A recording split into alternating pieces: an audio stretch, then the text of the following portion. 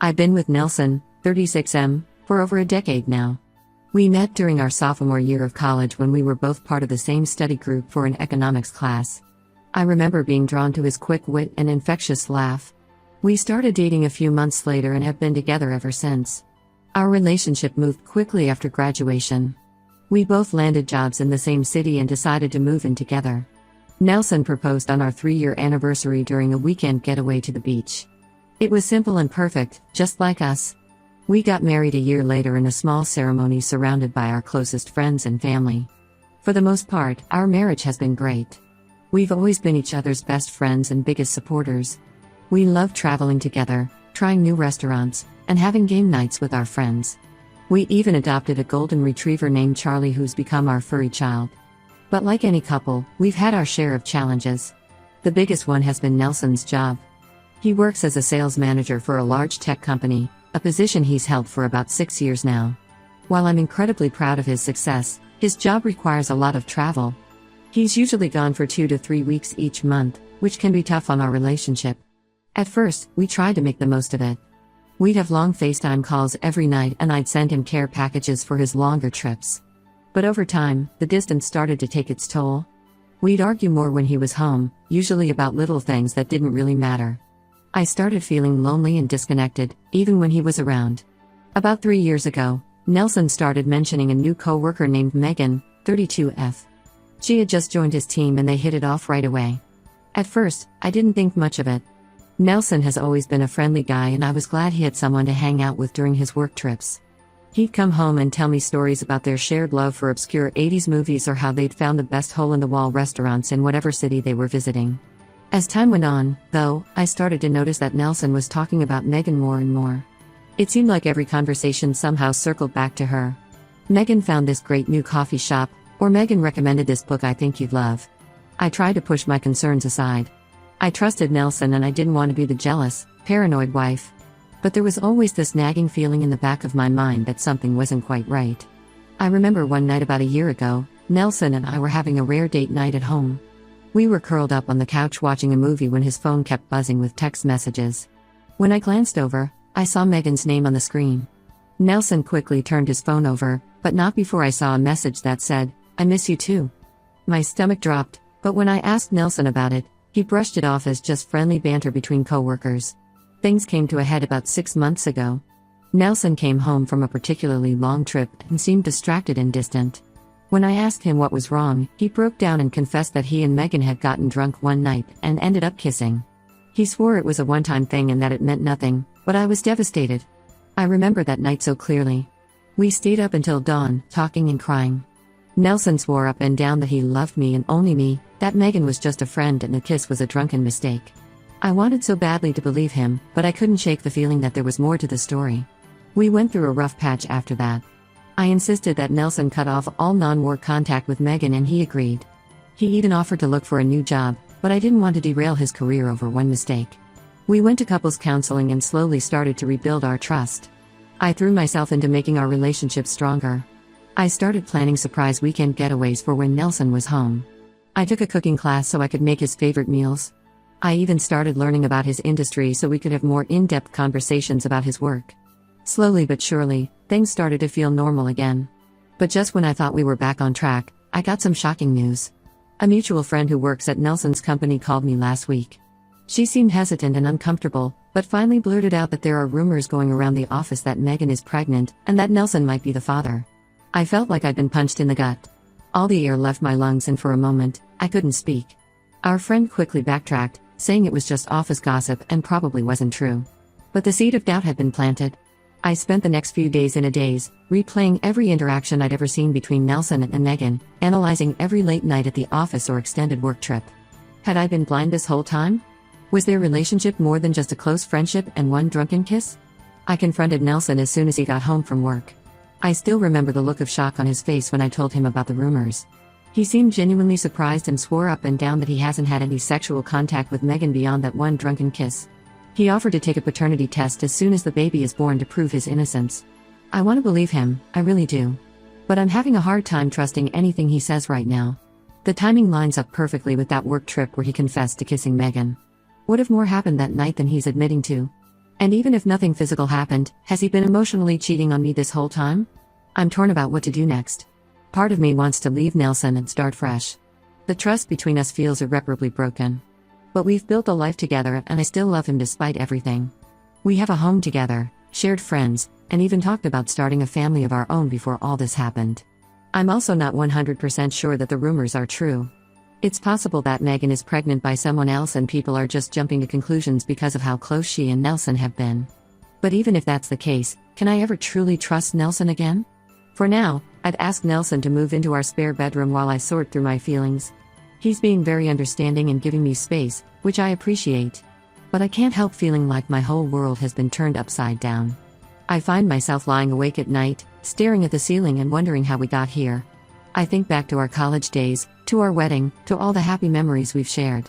How did we go from that to this? I don't know what to do. Should I wait for the paternity test results before making any big decisions? Should I reach out to Megan directly to get her side of the story? Or should I just cut my losses now and file for divorce? Any advice would be greatly appreciated. I feel like I'm drowning and I don't know which way is up anymore. Update 1, it's been about a month since my last post and a lot has happened. First of all, thank you to everyone who offered advice and support. Your kind words and thoughtful suggestions have been a lifeline during this difficult time. After much deliberation, I decided to reach out to Megan directly. I know many of you advised against this, warning me that it could lead to more hurt and confusion. But I couldn't shake the feeling that I needed to hear her side of the story. I needed to look her in the eye and try to understand what had really happened between her and my husband. Getting in touch with Megan wasn't easy. I didn't have her personal contact information, and I certainly wasn't going to ask Nelson for it. Eventually, I managed to find her on social media and sent her a message explaining who I was and asking if we could meet. To my surprise, she agreed almost immediately. We met at a small cafe on the outskirts of town, far from Nelson's office or any of our usual haunts. I arrived early, my stomach in knots as I waited for Megan to show up. When she walked in, I was struck by how ordinary she looked. I'm not sure what I was expecting, some femme fatale perhaps, but the woman who sat down across from me just looked tired and nervous. Megan seemed hesitant at first, but as we started talking, she became surprisingly open about everything. She confirmed that the rumors about her pregnancy were true. She's about 3 months along. However, she insists that Nelson is not the father. According to Megan, she had a brief fling with another co-worker, Tom, 29M, around the time she got pregnant. She and Tom had kept their relationship quiet because office romances are frowned upon at their company. As Megan spoke, I found myself studying her face, looking for any sign of deception. But her story seemed genuine. She explained that she was shocked when she heard the rumors about Nelson potentially being the father. She admitted that she and Nelson had grown close over the years and that there was some mutual attraction, but she swears nothing physical ever happened between them beyond that one drunken kiss. To back up her story, Megan even showed me text messages between her and Tom discussing the pregnancy. The timestamps and content seemed to corroborate her version of events. I felt a wave of relief wash over me, quickly followed by a new surge of confusion and hurt. If Megan was telling the truth, why hadn't Nelson been more forthcoming about their relationship? I asked Megan why she hadn't come forward to clear Nelson's name when the rumors started. Her answer surprised me. She said she was afraid of losing her job if her relationship with Tom came to light. She also didn't want to drag Tom into the mess since he's engaged to someone else. I could see the fear and regret in her eyes as she explained this, and despite everything, I found myself feeling a bit sorry for her. Our conversation lasted for over 2 hours. We talked about her relationship with Nelson, about the dynamics at their office, and about the pressure and loneliness that comes with frequent business travel.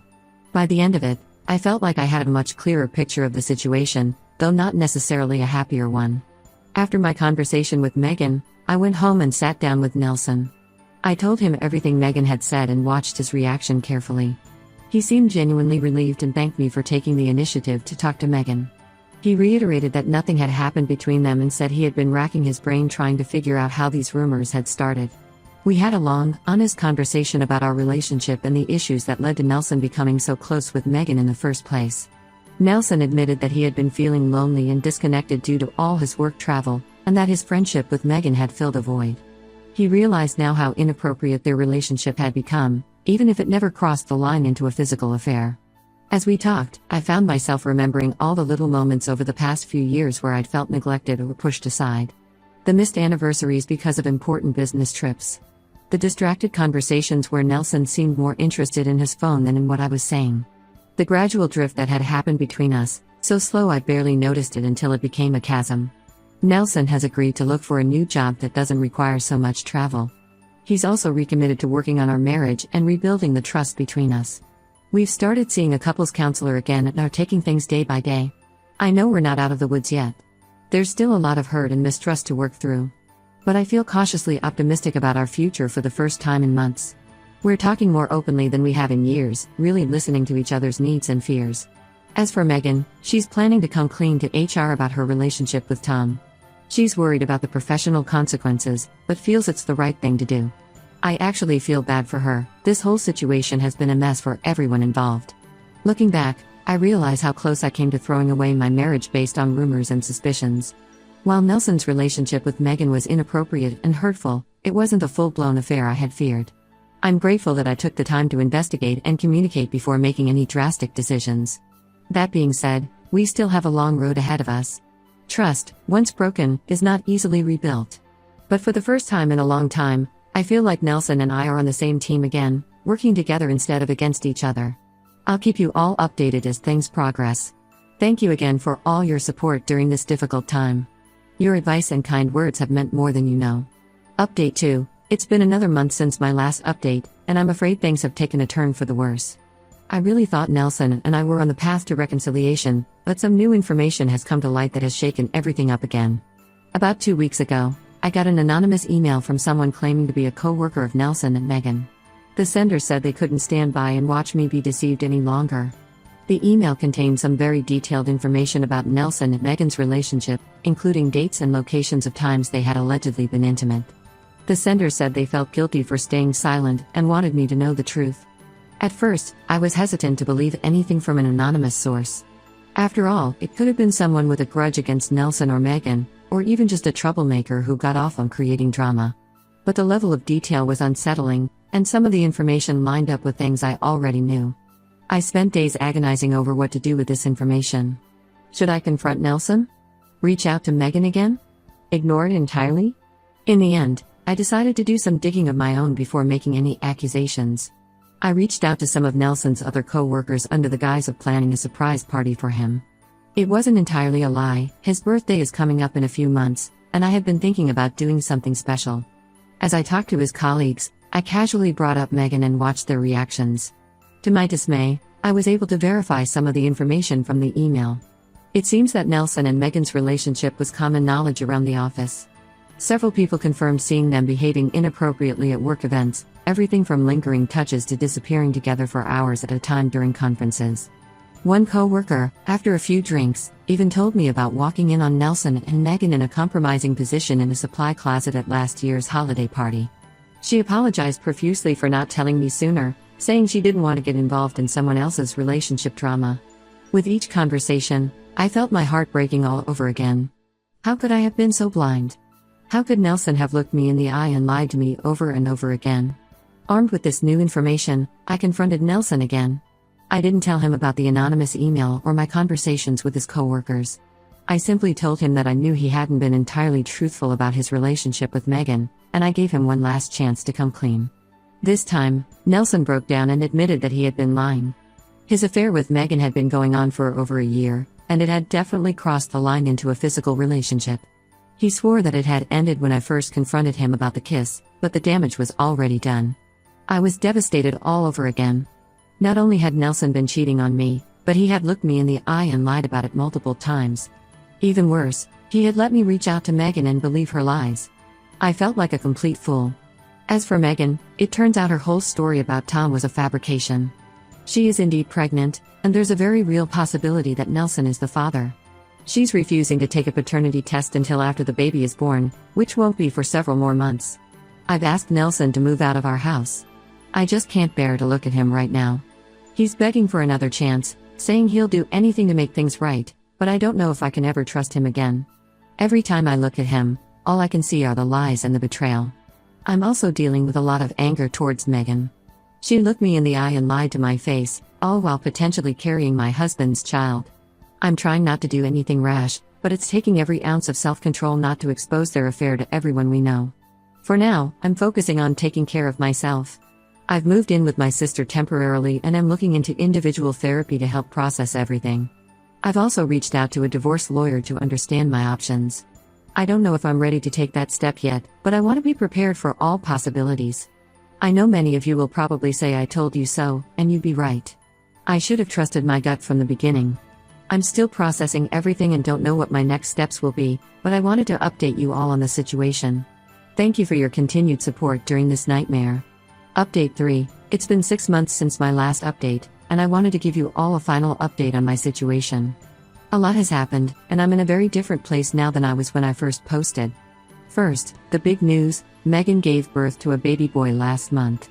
A paternity test confirmed that Nelson is indeed the father. Even though I had suspected it, having it confirmed was still a huge blow. It felt like the final nail in the coffin of our marriage. The last few months have been a roller coaster of emotions. After Nelson moved out, I went through periods of intense anger, deep sadness, and occasional moments of relief. There were days when I could barely get out of bed, and others where I felt a strange sense of freedom. I threw myself into work and picked up new hobbies to keep myself distracted. I started taking a pottery class and found it surprisingly therapeutic. There's something calming about working with clay, shaping it into something beautiful. It became a metaphor for my life, taking the mess I was given and trying to mold it into something meaningful. Nelson has been trying desperately to reconcile. He quit his job, started intensive therapy, and has been sending me long emails detailing every aspect of his affair and promising to spend the rest of his life making it up to me. Part of me appreciates his efforts, but another part feels it's too little, too late. I've had a lot of time to reflect on our relationship and how we got to this point. While I don't excuse Nelson's actions, I can see now how we both contributed to the breakdown of our marriage. The long periods apart, the lack of communication, the gradual emotional distance, it all created a perfect storm for infidelity.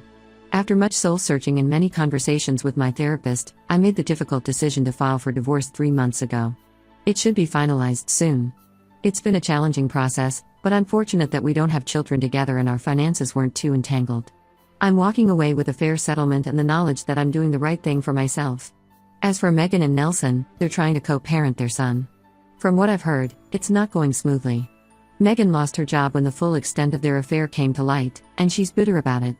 There's a lot of tension between them, which I admit gives me a small sense of satisfaction. They destroyed my life for their affair, and now they're facing the consequences.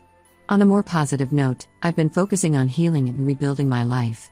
I've started a new job that I love, moved to a new city for a fresh start, and have been reconnecting with old friends and family who have been incredibly supportive. The change of scenery has been good for me. There are fewer reminders of Nelson and our life together here. I'm also dipping my toe back into the dating pool, although I'm taking things very slowly. It's strange to think of myself as single after being with Nelson for so long, but I'm trying to embrace this new chapter in my life. I've been on a few casual dates, nothing serious yet, but it's nice to be reminded that there are good men out there. There are still days when the pain and anger feel overwhelming. I doubt I'll ever fully get over the betrayal. But I'm proud of myself for how I've handled this situation and for having the strength to walk away instead of settling for a marriage built on lies. To anyone going through a similar situation, my advice would be to trust your instincts. If something feels off in your relationship, it probably is. Don't be afraid to ask tough questions and demand honesty from your partner. And remember that you deserve to be with someone who respects you and your relationship enough to be faithful. Looking back at my original post, I barely recognize the scared, confused woman I was then. This experience has changed me in ways I never expected. I'm stronger now, more self-assured. I know what I want and what I won't tolerate in a relationship.